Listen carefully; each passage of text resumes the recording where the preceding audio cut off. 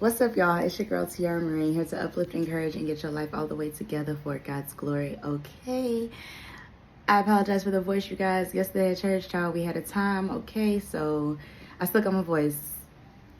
So we're going to talk about it. All right, so this video is do something with what you have, all right? And it's so beautiful how the Lord just truly allows your own things that you experience to be a testimony and to be something that you can encourage someone with. So last week I was just like, I really want to do something with my hair. Like I didn't want to wear my hair short for my graduation on this upcoming Saturday. And I had gotten online, I was looking up wigs, I was looking up all these different things, but it truly was not in my budget, right? And I was just like, okay, well, it is what it is. If I have to, I'll just wear my hair short, curly, throw my cap on and keep it moving. So someone was like, just ask your mom if she might have some extra, because listen, between me and my mama, we just be doing our hair. Like when my hair was longer, before I locked it, I used to just change my hair up like crazy, y'all. I'm not like, it didn't even make sense. And so I asked my mom, and she was like, I might. So I ended up looking, y'all. My mama literally had a whole beauty supply store in her bathroom. I kid you not. Like I don't even know why she had all this hair, but I was like, okay, bet. Like so. I started to look on YouTube, like, okay, let me see if I can find a video of how people braid their short hair, because y'all see, like, my hair is like this long, okay? I ain't got that much. And so I was seeing people do these different techniques and stuff, and I was like, I can do that. And so simply it was just, parting it all around and rubber banding it and then crocheting the braiding hair and then braid it down, right? Very simple. And so I had to do something with what I had. I had to utilize the hair that my mom already had, the color that she already had. Gratefully, my mom isn't like super extra with extra colors. It was very simple, super coloring. And I already had rubber bands. I already had all the products. Like I already had everything here to do my hair. Now I split it up between 2 days. One day I parted it and did the rubber bands, and the second day I braided it up. And look, y'all. Look, I mean, you can kind of see the rubber bands, but it came out cute. It came out cute.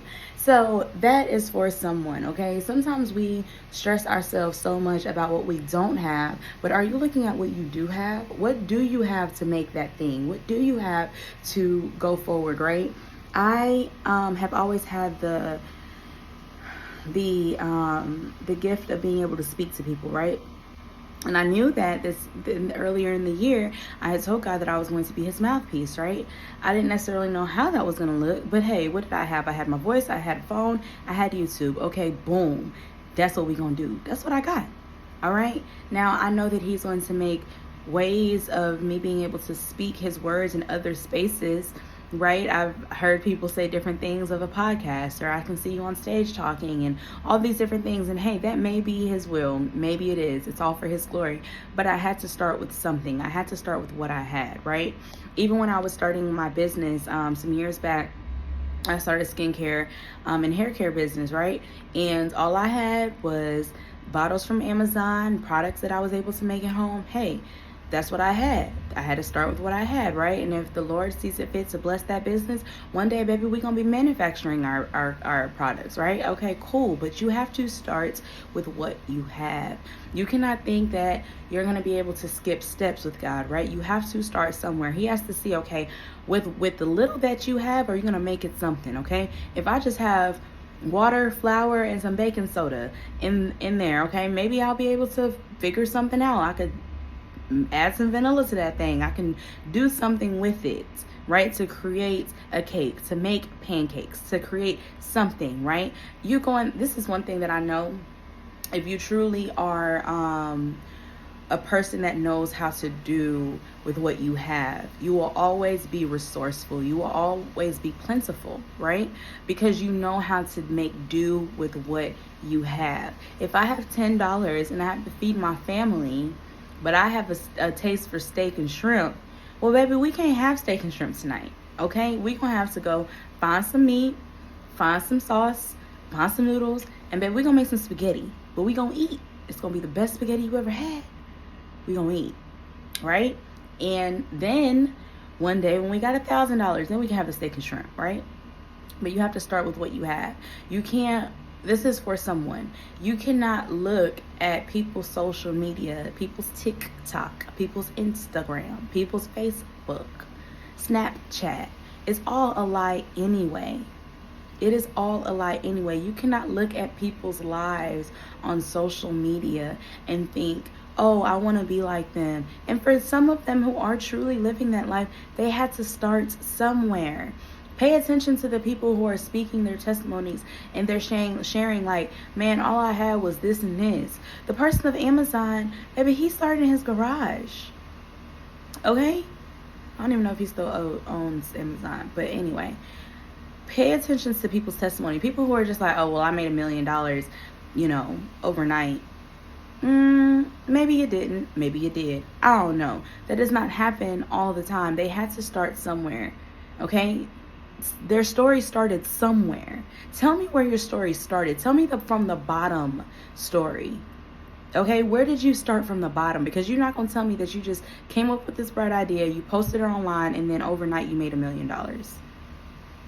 Tell me about the hard work of creating that product. Tell me about the out the mud, right? My husband be like, out the mud, okay? Tell me about the out the mud conversations. I want to hear how you had to do trial and error, because that is the work that you put in. You had to start with what you had.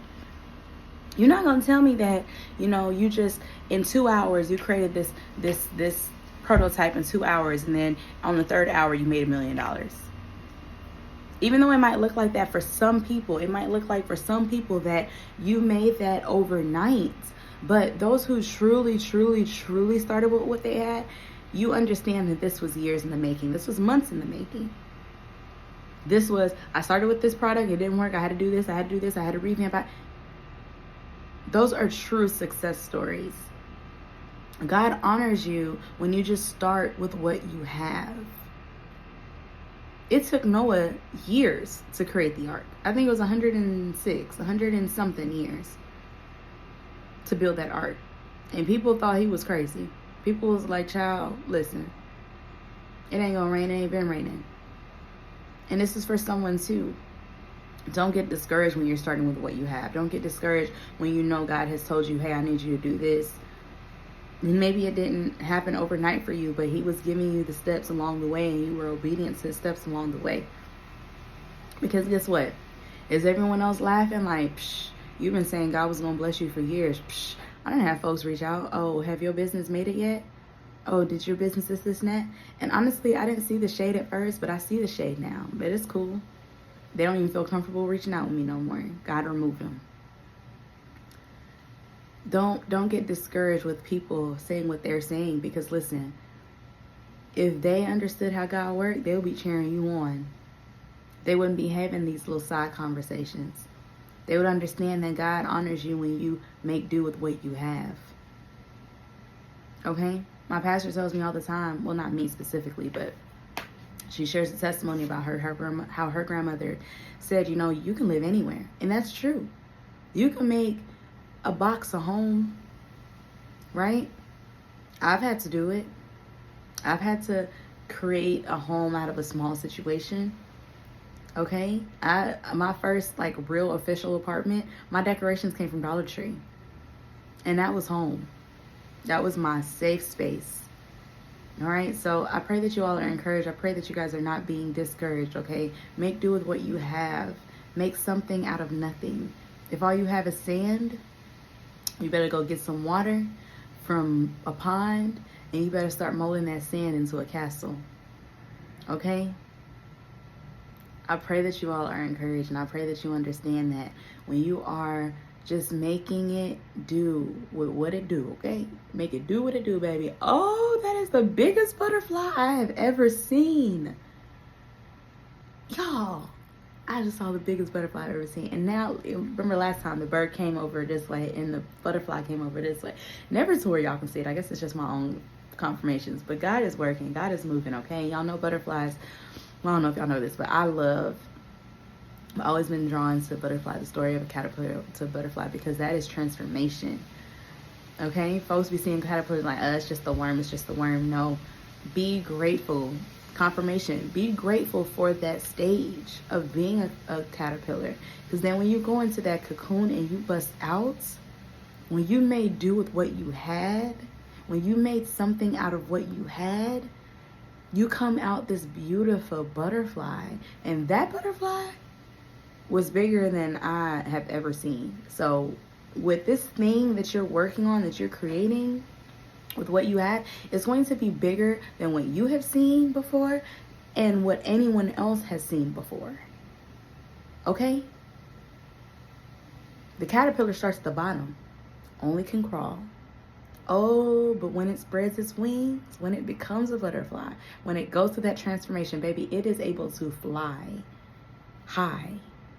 And it don't go back down for the caterpillars, because then if it goes back down to the other caterpillars, they're gonna be like, why you think you better than us? Now you got some wings, you think you better than us? I think it's the hair that makes me have different voices, y'all. It's the hair, blame the hair. But seriously, take that, okay? When God blesses you, when God does what he said he was going to do, don't go back. When you become that butterfly, don't you go back to them caterpillars. Let them get their wings and come fly into new territory. Okay? Let God do what he gonna do in their lives. If they allow him to. Because not everybody gonna allow God to do what God gonna do. So I pray that you all are encouraged. I pray that you all are blessed, and I pray that you all receive this message in Jesus' mighty name. Amen.